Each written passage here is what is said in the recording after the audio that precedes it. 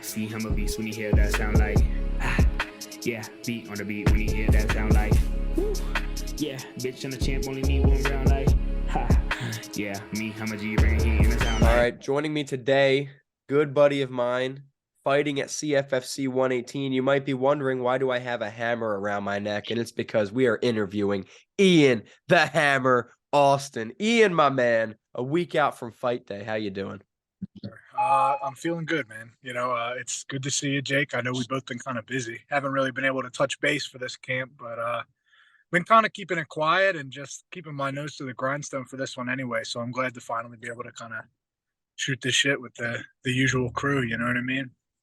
And I can tell you've been busy driving around in between training camps, training like a mad dog. And I assume, we've talked about this before, don't need to bring it up much now, but coming off of your first career or professional loss, that had to have added a little bit of motivation going into this camp, right?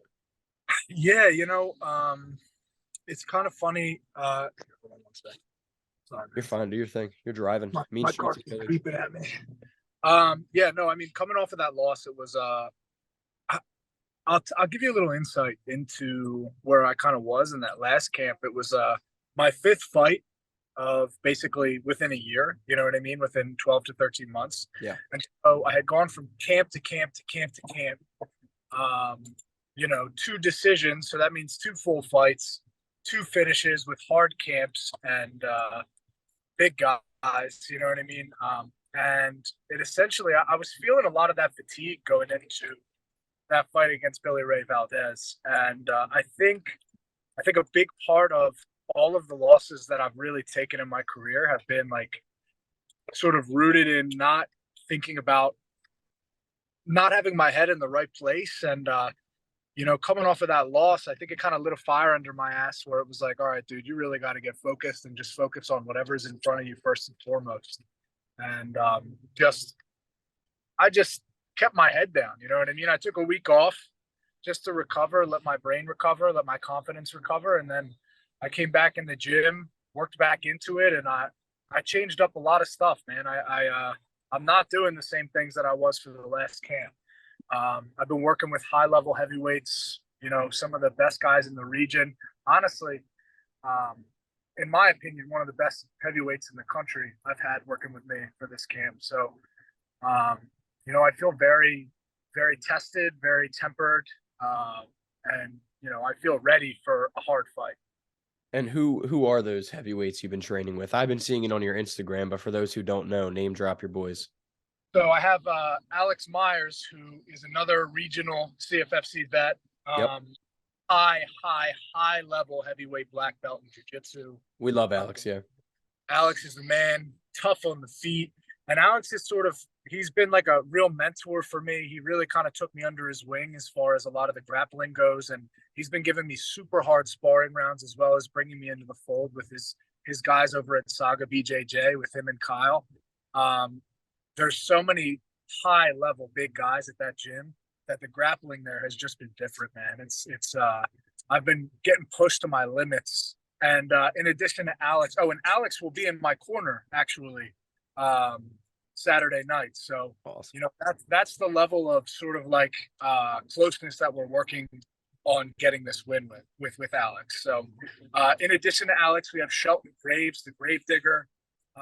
Shelton has fought like so many insanely tough guys. He has wins over Azuna and Yanwu. He's fought the current or former one championship heavyweight champ Amir Alakbari. Mm-hmm. He's fought Ante DeLeo off the couch on 2 days' notice, who was the PFL heavyweight champion. And honestly, in my opinion, he got robbed on that decision.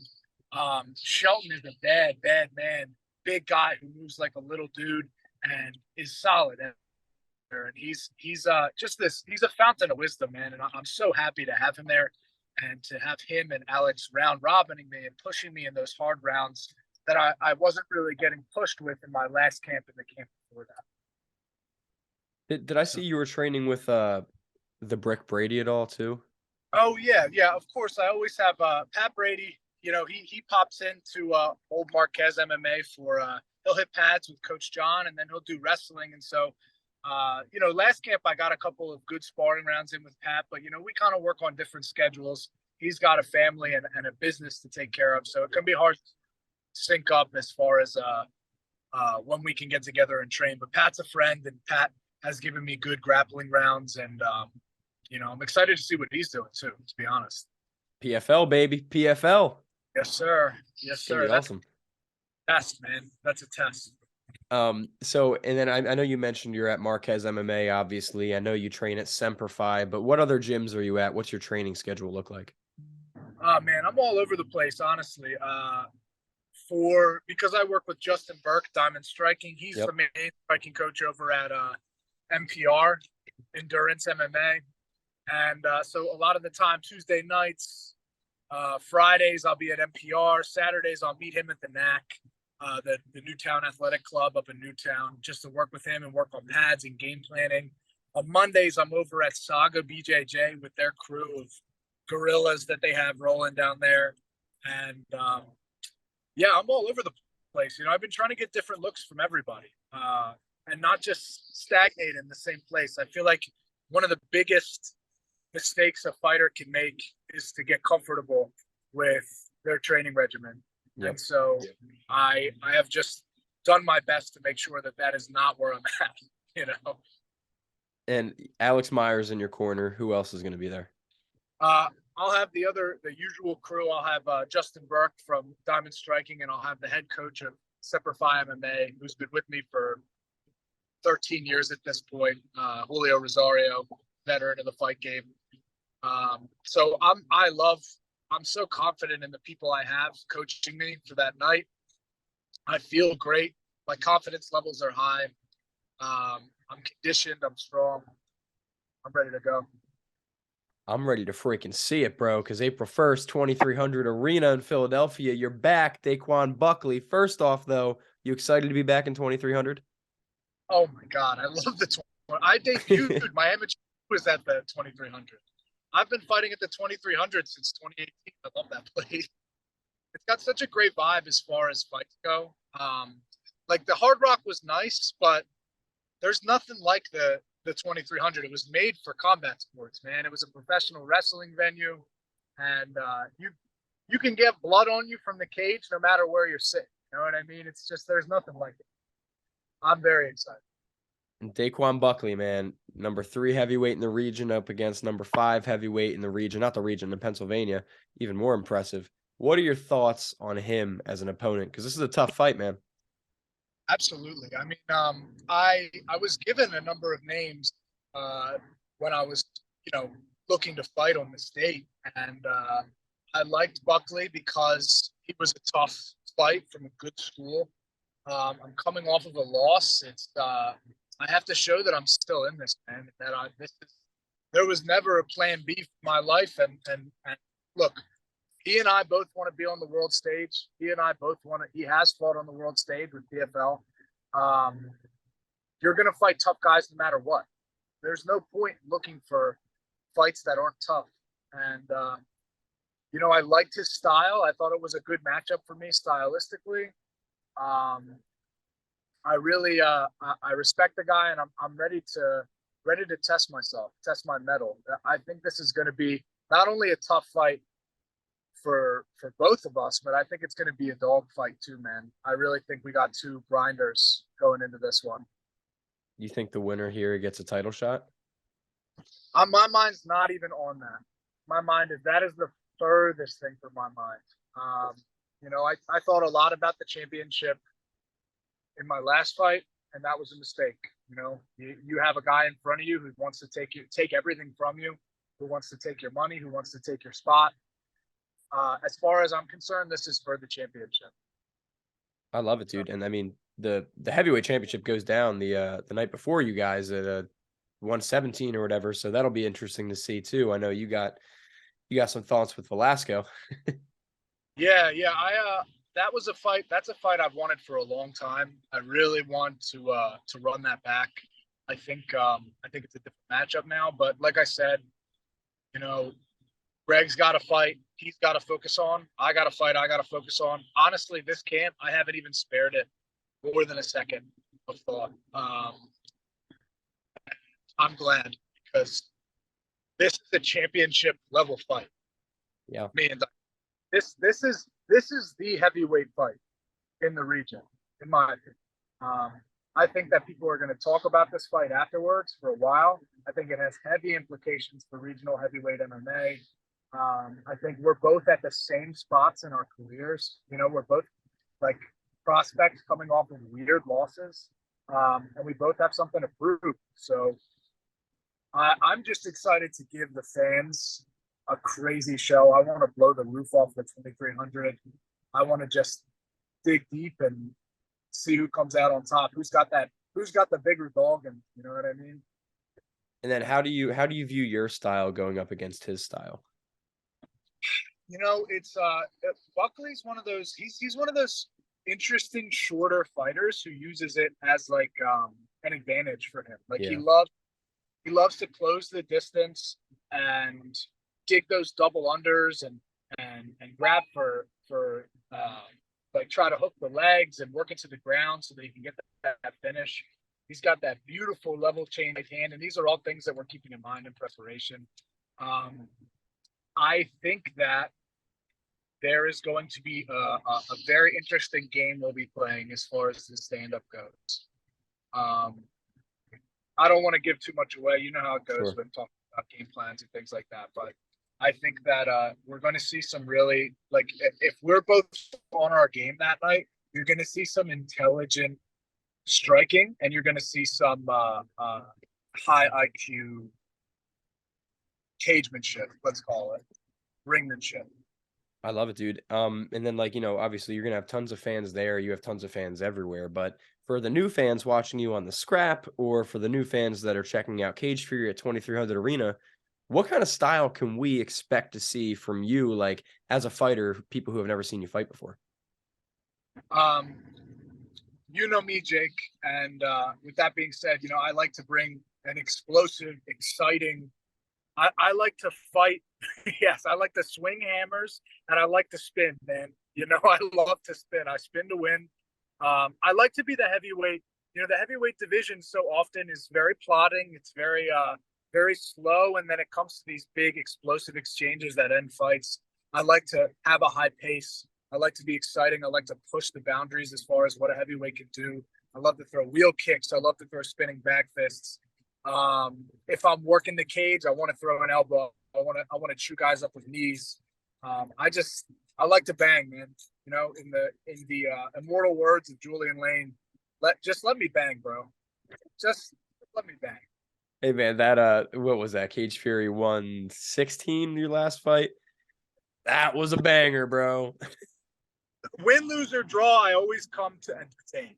There will never leave bored. That is my philosophy as a fighter. And afterwards, you were pretty entertaining too when you had a couple of drinks in you as well. So you're always entertaining, Ian.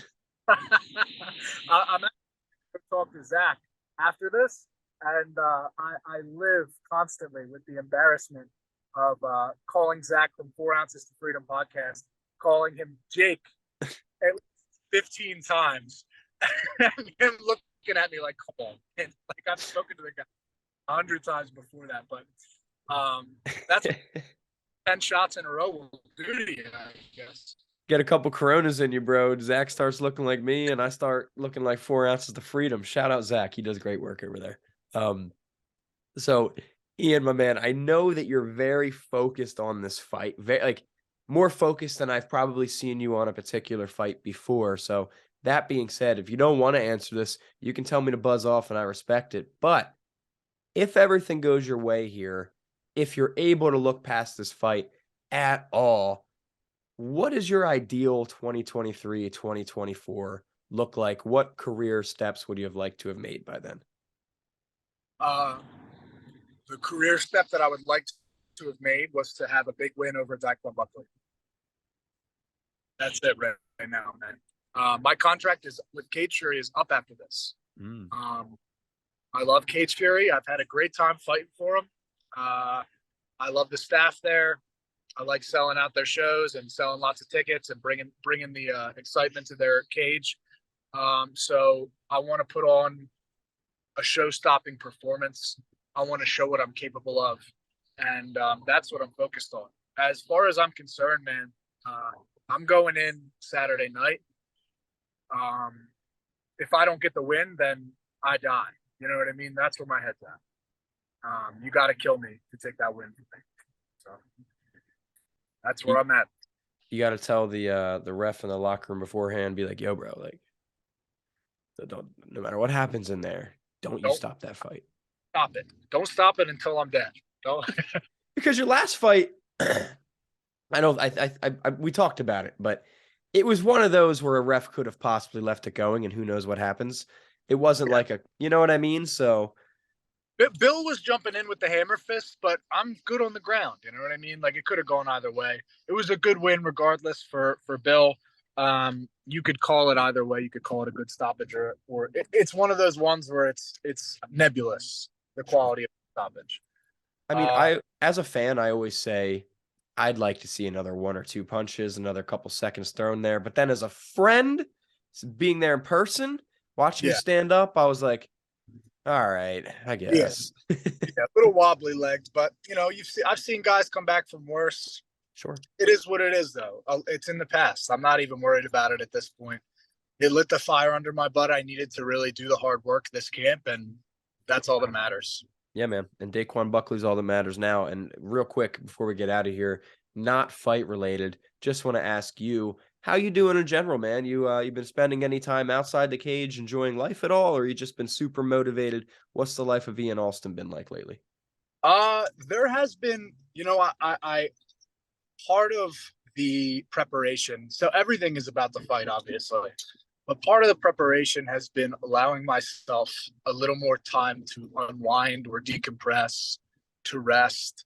I was nursing a couple injuries in the last camp that were just wear and tear from doing 5 camps back to back. My knee had flared up. I think I had like some inflammation in my PCL, which made it difficult to really wrestle. And my hand was a constant problem in the last couple camps, and I never really had the chance to let it rest. So now a big part of it has been eating enough, eating the right things, sleeping enough, taking days off when I need them, and letting little injuries sort of mend themselves so that I'm 100%. And I feel a lot better performing than I ever really have, to be honest. I mean, you also look really good. You look really cut. I can see you're just like kind of glowing with energy. So it's definitely paying off from my perspective. Last question, Ian. I know you're obsessed with that stupid freaking cat, Garfield. Where did that come from? Why? Dude, Garfield, he hates Mondays, man, but I've sort of taken the ideation of Garfield, this idea that we have of a fat orange cat who eats lasagna and hates Mondays, and I've turned it on its head. In my mind, my brand of Garfield, he loves Mondays. He gets up on a Monday and he's excited to look at the day ahead. He says, Monday again? No problem, buddy. I'm about to tackle the week and reward myself on my cheat day with a little hunk of lasagna, which is what I'll be having once I get this win on Saturday. A nice big chunk of lasagna to reward myself. And Coronas, baby. And cigars. Yes, sir. Yes, sir. I've already got stogies in the winner circle, my friend. Absolutely, man. And I've already gotten that Garfield answer out of you before. It just makes me laugh, and I wanted you to tell other people who haven't seen before. But Ian, man, before we get out of here, a lot of eyes on this fight. CFFC 118, April 1st. 2 top-ranked heavyweights going at it. Tons of fans, family, supporters, friends. Anything you'd like to say, dude? The mic is yours. Yeah, I was on Mom's Basement recently with Tyler. Tyler, and I Shout out, Tyler. The normal litany of thanks, but I think I want to say thank you to guys like you, Jake, and the guys who keep up with me in the MMA community. I love having one of the biggest and best parts of being a martial artist is meeting people who believe in you, are passionate about what you do in the same way that you're passionate about what you do, and just generally making friends in this sphere. Thank you to you, to Tyler, to Zach, to all these guys who do the hard work and interview regional fighters. And thanks to my students who, there's going to be a lot of noise at this next show on Saturday, and it'll be coming from the road that my students are in. They have made preparation and coming back from a loss really fun. It's crazy when people believe in you, at least for some time, more than you believe in yourself, and they can lift you up out of a dark place and help you get back on the right path. So thank you to everybody, as usual. Thank you, man. Appreciate you thanking me. And we do this because we love it and we love you guys. You guys are awesome. And like I said, man, Cage Fury 118. It's a big show. Riley Palmer's debut, Ashik Ajim coming to fight for the belt. Most importantly, Ian the Hammer Allston getting the dub. And when I said this every interview we've done, man. But when I say it, I mean it. 2-3 years from now, you're gonna be like, oh, Ian Allston, he was in Cage Fury? Oh, look at all these UFC guys that came from Cage Fury. He's the shit. So, Ian, thank you, man. Go hammer a freaking skull, and I'll make sure to sit behind your row of students when I'm there that night with my wife. We'll be cheering you on, buddy. You'll spot them. They'll be hard to miss. They won't. They will not be hard to miss. All right, Ian. Thank you so much, man. Kick ass. Enjoy your day, and we'll talk soon. All right, man. All right, brother.